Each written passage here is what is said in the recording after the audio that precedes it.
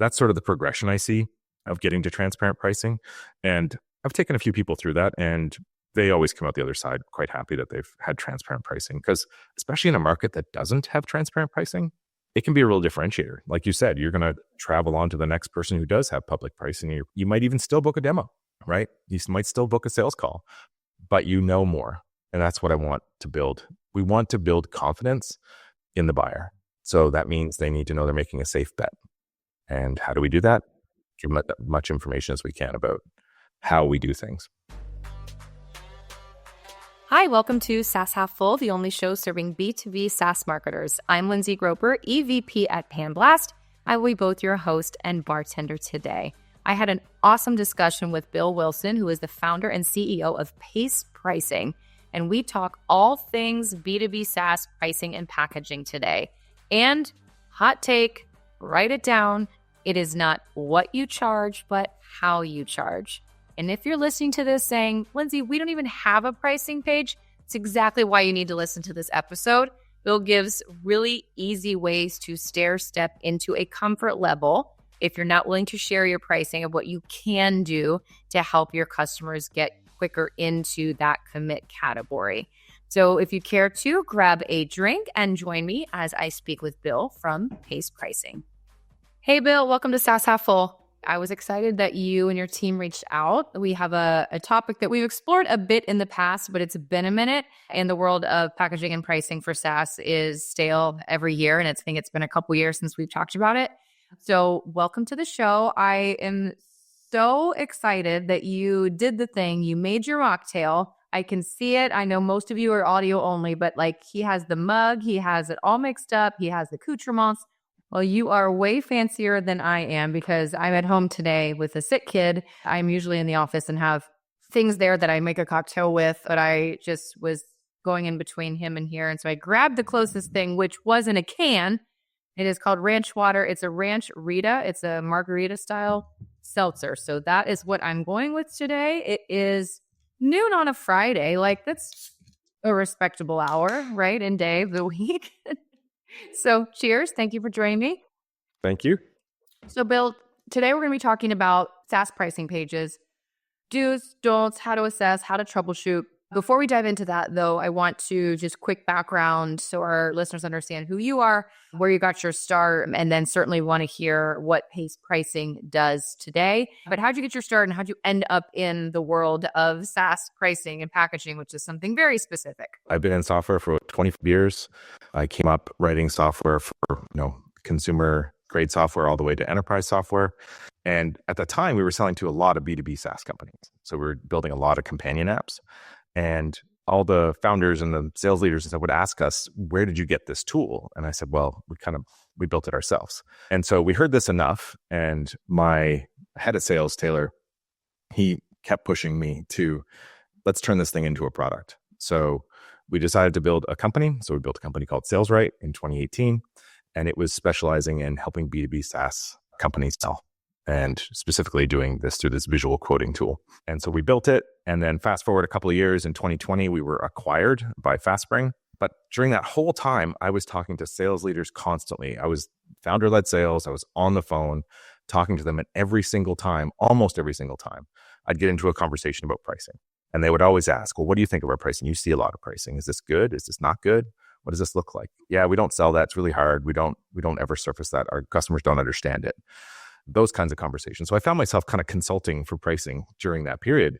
And so once the company was acquired, I was trying to figure out what to do. And I thought to myself, I said, I really, really like this pricing stuff. It's a really great blend of product, which I loved. And, the technical aspects from being a software developer, which I really loved, which is around, all the financial modeling and all that kind of stuff. So that's kind of how it happened. And since then, I've coached over 400 SaaS founders on pricing. And we've helped dozens of companies build brand spanking new pricing models and get them launched. And so that's what I've been doing since 2020. All right. So you were acquired in 2020. Interesting time to be acquired. Makes sense. The timing from a B2B SaaS standpoint. What did you do with your time initially when you found yourself back end of an acquisition and it was COVID? Yeah, it was a good question. I mean, the deal was completely done remotely. We were based in Halifax, Canada, on the very east coast of Canada, and they're based in Santa Barbara, California. And so the entire deal was done over Zoom. And honestly, I keep saying this, I'm sure the deal would have fell apart if we had to do it face to face, because I would have messed something up somewhere along the way. But no, it was after that, I stayed with the company for a little while in a product role, but I was honestly just trying to figure out what to do. And this is one of the things I tell a lot of founders, like on the back end of an acquisition, well before the acquisition ever is completed, is to have a plan for those following months, because it's rough. I know it sounds weird, but it's really rough. Like I still had my agency, but I sold that within a few months as well to the person I had put in charge. And then I had sold, we were acquired, and now here I am kind of, I don't want to use, lost in the wilderness, I guess is what they say, but I didn't really know what to do with myself. I'd always identified as a entrepreneur or as a, business owner. And so it was really challenging. So my wife and I took on a bit of a project, and we had just purchased a cottage along the shore in Nova Scotia. And so we decided to completely renovate that. So that's how I spent a lot of my time after the acquisition. Yeah. Yeah. Working in B2B SaaS, also in my network have a lot of founders who've gone through acquisitions, and they often echo that same sentiment of, of like, who am I without this company? And I have to remind them that it is a gift that you've been given of time to figure out and answer that question, instead of being, forced into another role and trying to fit that mold. It's a gift to discover who that, what is your next chapter. But that is definitely a sentiment that's been echoed with others over the years. I bet. Yeah, I've heard it a lot too. Yeah. Okay, so let's dive into our topic for today. Before we go into like specifics and do's and don'ts and all that, the buyer journey today is very different. There's more self-service. People don't want to talk to salespeople. Despite pretty much all those in charge of revenue understanding this and knowing this, I still, even just me as a buyer of software, will go to websites and vendors, and there will be an absence of a pricing page and no pricing to speak of whatsoever. That will then force me to talk to a sales rep, which then means I'm not going to, and I'm actually going to consider other vendors.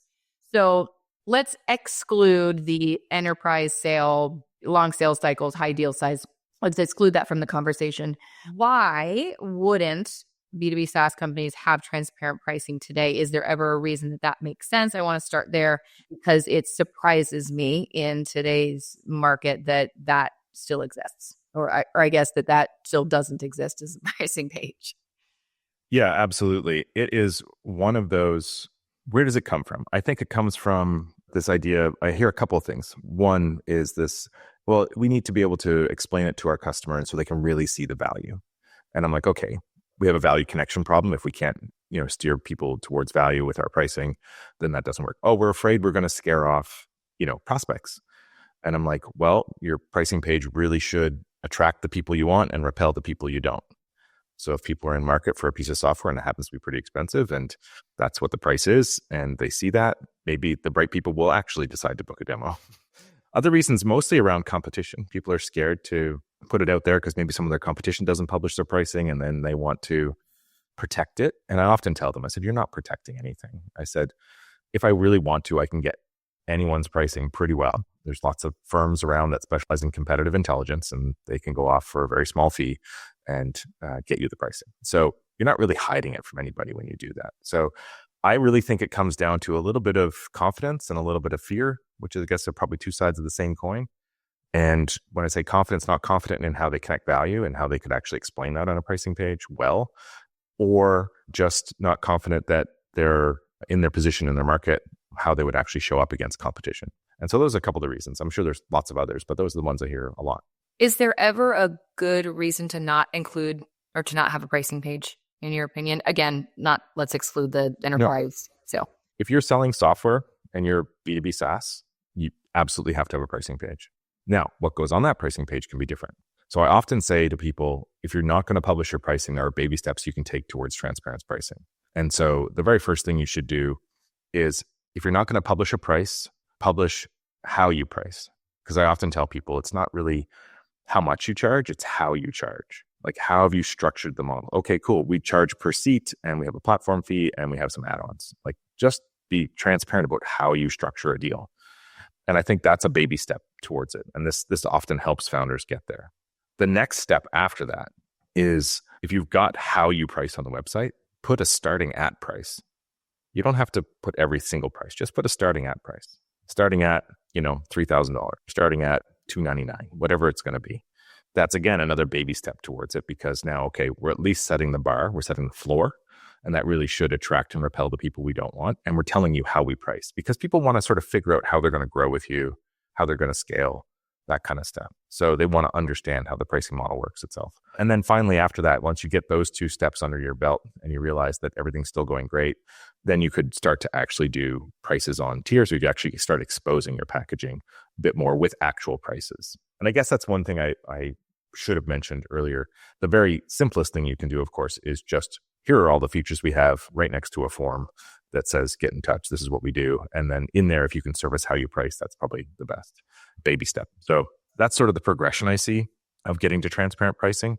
And I've taken a few people through that, and they always come out the other side quite happy that they've had transparent pricing, because especially in a market that doesn't have transparent pricing, it can be a real differentiator. Like you said, you're going to travel on to the next person who does have public pricing. You might even still book a demo, right? You might still book a sales call, but you know more. And that's what I want to build. We want to build confidence in the buyer. So that means they need to know they're making a safe bet. And how do we do that? Give them as much information as we can about how we do things. And specifically that where you start pricing, it's hard for me to wrap my head around why you wouldn't at least want to put that, so that you're not wasting your time from the sales team as well. I mean, I can remember one specific example where, I was asking, like, guys, I need just ballpark. What are we talking? And until I talked live to someone, they wouldn't tell me. And then it was 90 grand. And I was like, this is so far out of the realm of consideration.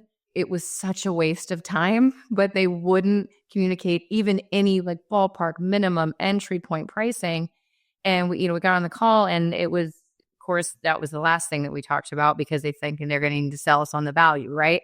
I'm like, my God, if I just would have known that from the start, you would have saved time. I would have saved time. So having that minimum threshold, it makes sense to me. And even too, on the how you price, that's what we always want to know. Is it per seat? Is it usage based, or is it a flat fee? Is it monthly? Is it annual? What is it? So like that stair step approach, if you're really uncomfortable with what is the price. Do you also help companies decide like how they do price? So tiered, usage based, value based. You work with companies on that from the start?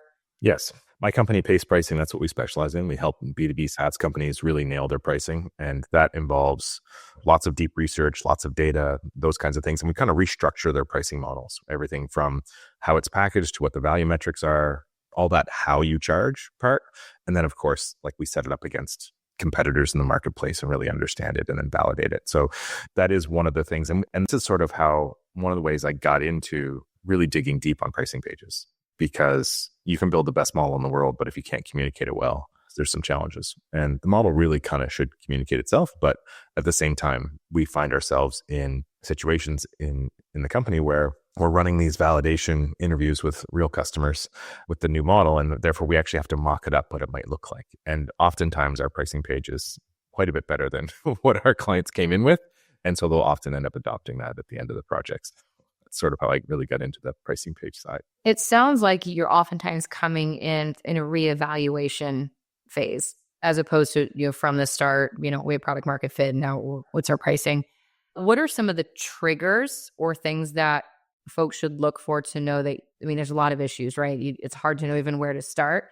If you're not hitting numbers, if something, if you launch a new product and it's not selling well, how do you know it's pricing? One of the ones I see a lot is people hitting their growth ceiling. They're getting to this point where the number of customers coming in is kind of equaling the number of customers coming out. Darn thing about percentages. And so people often hit their growth ceiling. That's usually a tell, because they'll often be in a situation where their net revenue retention is low or less than 100%. And that's a surefire way I can tell that the pricing needs to be looked at. Because if your NRR is low, that basically means you have not built in a way for anybody to really buy more from you. You want your existing customers to buy more from you. And that's the idea. So whether that's a usage model, hybrid model, add on something, or even just the standard really hard left to right migration of moving somebody from one package to another. So if you haven't got that, you'll see a little bit of expansion with seat-based stuff. But the challenge with the seat-based pricing, especially in this market, this economy right now, is that There's so many people getting laid off. There's so many things happening. And if you are a B2B SaaS company that sells into one of those markets that's highly affected by that, you're basically now a barometer for the market. So you can't possibly win if you sell to tech companies and tech companies are cutting 20% of their workforce and you sell by the seat. It's super hard to win that way. So we've got to come up with other ways to do it. So that's another way. So I look at typically those types of things. NPS is a really great way to know if you should be looking at pricing. So if your NPS is high, your churn is pretty decent, your sales team is busy, and your conversions are decent, you probably could raise your prices. That's usually the first sign I know that there's probably some room, some headroom to actually increase prices. And that often will lead to, okay, well, how should we do that? Should we just increase the prices or should we reevaluate the model? Other ways you can tell that you should be looking at your pricing is customers tell you they don't understand. They start to disconnect from the value from what they pay. And you'll see this a lot in software that takes a take rate, right? So a percentage of a transaction, for example. To a certain point at the very beginning, it makes a lot of sense, right? Every dollar I put in, you take a small percentage, you're helping me facilitate that dollar, that makes sense. But it gets to a point where that starts to get wider and wider and wider. And the amount of money that you're charging your customer gets a lot more. It starts to really feel disconnected. And that can happen in lots of different ways, per user, take rates, all those types of things. So if you have that kind of motion and you find customers are churning out after a year or 2 years, like they've been around for a while, there's some kind of disconnect. That's usually a smell that there's some pricing work to do. What's the quickest way to get more money out of current customers? Is it assuming all the NPS score is high and retention's good, is it raise the price? Yeah, the absolute simplest way, if you have all of those things and you're really comfortable with the value you're delivering, your NRR is decent, then yes, a price increase is usually the first step. If you haven't changed your pricing in more than 2 years, you should be increasing your pricing anyway. So that's the fastest way to put more money in the bank. It's the only growth lever we have in SaaS that is so cost effective and adds so much to the bottom line, because your CAC has stayed the same. Everything else has stayed the same. You've increased prices by 10, 15, 20%. All new customers coming in are paying that. And then you migrate. This is the key. If you really want to get the most impact of it, you migrate your existing customers to new pricing. And this is one of the other huge mistakes I see in SaaS companies, is that they'll go, oh yeah, we changed our pricing all the time. I'm like, yeah, but did you move forward your existing customers? Oh no, we grandfathered them. I'm like, you're leaving so much money on the table. And not to mention operationally inefficient. You've got multiple models you're managing and old plans and, all of that kind of stuff. Yeah. Who typically owns pricing and who should own pricing, in your opinion? It's usually the CEO makes the final decision, almost always. Even in some of the largest companies I've worked for, the CEO has been involved at some level. I don't know that they always own it. So there's a certain size of company where they will own it, of course. I will see oftentimes product owning pricing, and then some kind of revenue facility, like, revenue area in the business will own it, either not revenue operations, but, like CRO or CFO. That's a little more rare, but it is really a cross-functional team, which is why it's actually quite challenging to do inside an organization, because everybody has an opinion and everybody has a different angle on it coming from what they're responsible for.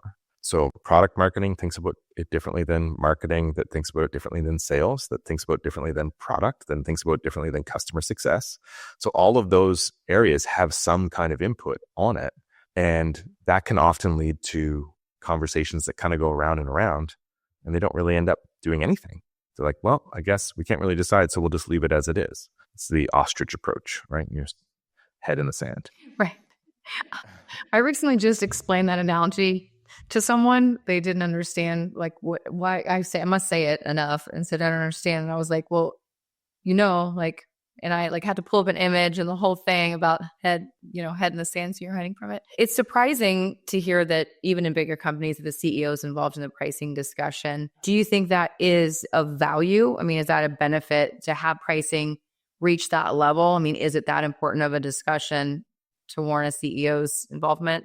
I want to say it is, because from a vision perspective, where are we going? What are we doing? As the CEO, they're at a slightly different perspective on the business. They have everything that they're responsible for. So they're really sort of setting the direction and the alignment and all that kind of stuff. So for me, it's really important from alignment perspective, making sure that we're actually aligned against the right goals. Because I have been in situations where we've been brought in and the people that are running the project have an idea of how it wants to go, and it gets to the final hour and the CEO comes in and goes, yeah, then this is not what we want to do. We're not doing this. This is not the direction we're going in. And so sometimes what happens in our work is that we really highlight some of the disconnects inside organizations because it is such an important piece that does touch so many areas. I've definitely been in rooms where honestly, it's probably the first time all of them have gotten together and talked about it. And it's fascinating to watch. Like there's so many great conversations. I remember going into one boardroom. It was an executive offsite. They invited me to speak about pricing. And I came in and they started talking about pricing and they started sort of arguing amongst themselves about various things. And it was great to watch. And by the end of it, they were all aligned and they were all, feeling really good. But what came out of it is they knew, they go, okay, we know we have to make some changes here. And that alignment, like the ostrich thing I'm saying, it's like procrastination is just the lack of clarity. That's all it really is, right? If we don't have clarity on how to do something or what should be done, we won't do it. We know something should be done, but we don't know what it is. And so that's what I find the CEO can bring that as an executive sponsor, perhaps, of these types of big projects. But, depending on the size of the company, I've definitely worked on some $100 million SaaS companies where the CEO was involved in the pricing discussion. I want to switch gears to the design side. You had mentioned that sometimes you mock up pages and they look better than the existing one. What are some design elements that folks should consider? Let's assume the pricing is what it where it needs to be from a design perspective. Like what is killing their pricing pages? The biggest thing I find that kills pricing pages, in my opinion, is just overwhelm. These pages are, I will say, necessarily complex sometimes. They have a very, very specific job to do, which is to try and communicate value, show people their options, guide them towards an option, and get them to take some action. Ultimately, that's what a pricing page is designed to do. It's a landing page. And as founders or teams, we want to show off every single feature we have. And we'll just load a pricing page with everything you could possibly think of. And you have these massive scrolling grids. You've all seen them where you're just scrolling for days as you go all through the check boxes and the X's. Yeah. Yeah. All of that. So I think one of the biggest things is that overwhelm. But that overwhelm has another negative side effect. If you start listing absolutely every feature you have, I can guarantee you most people don't need all your features, right? In whatever packages you're looking at. And so this effect starts to set in called the dilution effect, which basically is that I start to average the value of things as opposed to highlight the things that are really valuable. So therefore I decrease their value. And therefore the price I'm paying for it, I'm like, why am I paying for all this stuff I don't need? And so we don't want that kind of feeling. So I feel like that's probably the biggest thing. But what people really should be focused on, in my opinion, is really, really focusing on your value proposition. What are the jobs to be done that your packages are designed to do and for who? Be really, really clear about the 3 to 5 features that matter most to those. You can still have a big comparison, but you just put it away. This later on. It doesn't have to be on the page. It can be in a light box, which is my favorite. But really the things we're trying to do is we're trying to build confidence and we're trying to do it really, really clearly, right? That's the two big things I think about. So when I think about pricing pages, I have 4 blocks, I'll call it. So it's clarity, confidence, packaging, and action. And so I think of clarity and confidence at the top and packaging and action at the bottom. And that is to say, if you don't get the clarity and the confidence right, it doesn't really matter how much great packaging and action you have. But if you get the clarity and confidence really, really good, then your packaging and action starts to matter more. And so the big things I think people should be adding to pricing pages that I see big misses on are things that build that confidence. It's risk reversal. So 14-day free trial, no credit card required. Cool. You've just taken some burden off me. Thank you very much. Here's how you get in touch with support. Here's our chat widget. It surfaces pricing questions. There's a really good fact that surfaces like a ton of pricing questions that they get. There's testimonials from real customers with their photo, their name, and their title and the company they work for. Like people just want to identify themselves on these pages. And so those are the kinds of things I think people should be focused on, far less so than what goes in every single package. Because the time to design your packaging isn't when you're building a pricing page. You've already built it. You're just representing it here. So you really need to focus in on what your customers are going to need and just surface those things so they can really make an informed decision very quickly. Like within seconds, they should be able to identify where they belong in your packaging. And if they can't do that, then we need to work on our packaging and how we describe it. So I know it's a bit of a long-winded answer. I have a lot more, but that's some of the big ones. No, and if for those of you listening, if you want to actually see this in action, so examples of pricing pages and then pointing out goods, bads, things to replicate and ditch, Bill does a pricing page teardown on his LinkedIn. How often do you do that? I try and do it every couple of weeks. Yeah. So at least once Sometimes a month. more, sometimes less. Yep. So at least once a month. So you can go in there and he'll walk you through real examples of that. And then you had mentioned something about a checklist that folks can access. Where can they find that? At pacepricing.com/pricing-page-scorecard, you can find a pricing page scorecard that we've built. It goes through the FAST framework, which is these 4 blocks I was talking about. There's about 22 items to check on your pricing page. I've built a really easy checklist that you can go through and just check them off. Don't give yourself half points. It's a yes or no. and after that, you can sort of gauge how you're doing. And from there, at the back of that, there's all kinds of reasoning and definitions about how to do it, and complete with templates for 3 or 4 different types of pricing pages that you can go ahead and grab and use as guidelines when you're talking to your designer or your design team. Awesome. Is there anything else that we didn't tackle specifically today that you want to in this conversation? Realize that we just scratched the surface, but any points that you wanted to get across before we wrap up? The biggest things I think would be, it's not what you charge, it's how you charge. I think that's probably one of the biggest things I like to get across. And the other thing that we didn't really touch on, which I think is worth mentioning, is that product and pricing are inextricably linked. I often say pricing is product and product is pricing. Because if you're going to be building product features or anything in your product at all, one of the top 3 questions you should be asking yourself before you even consider it is, how are we going to monetize it? And if the answer to that is really, really unclear, figure that out first, make sure it's going to work, and then maybe go ahead and build the feature. So it's, customer might really want it, but if we can't figure out how to monetize it, we have some work to do. And that's often left to the very end.